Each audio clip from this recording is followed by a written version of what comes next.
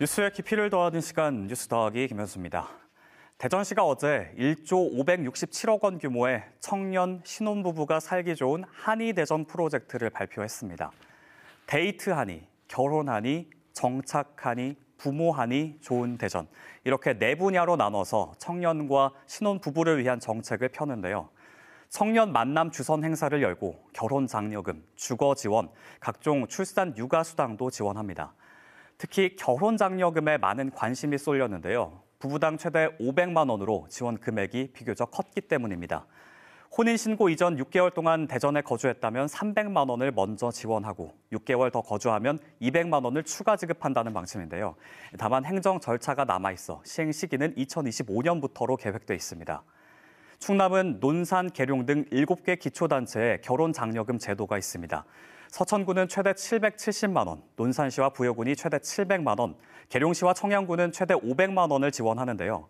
하지만 광역단체가 결혼 장려금을 주는 건 전남에 이어 대전이 두 번째고 지원금도 전남보다 300만 원 더 많습니다. 대전과 같은 대도시도 인구 소멸, 저출생 문제가 그만큼 시급해졌다는 방증이기도 하죠.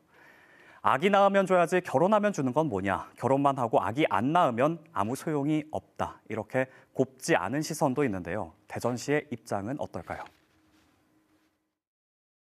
결혼하더라도 경제적인 포기하시는 아이 낳는 것이 포기한다. 그러니까 500만 원이면 젊은 친구 얘기 들어봤더니 중고 자동차 살 수 있지만 냉장고 어느 정도 생활필수품은 살 수 있겠더라고요. 보니까 그 정도만 해도 젊은 친구들이 좀 그래도 좀 숨통이 트이지 않을까. 지난해 우리나라 신혼부부는 103만 쌍이었습니다. 관련 통계 작성 이래 꾸준히 줄었는데요.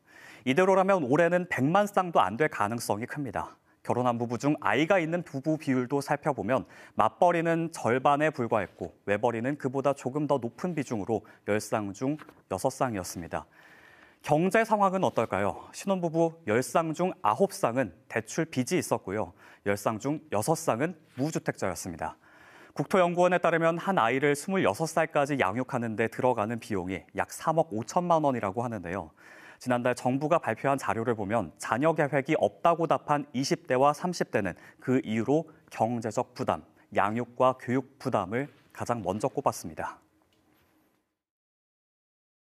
출산하지 않고도 행복하게 살 수 있다고 생각하는 거예요. 결혼과 출산이라고 하는 게 더 매력적이고 합리적인 선택지가 될 수 있도록 우리 사회가 만들어가는 게 중요합니다. 단기간에 출산율을 반등시킬 수는 없겠지만 사회적, 경제적인 비용이 커진 상황에서 지자체가 청춘들이 서로 만날 수 있도록 기회를 제공하는 것은 의미가 있다.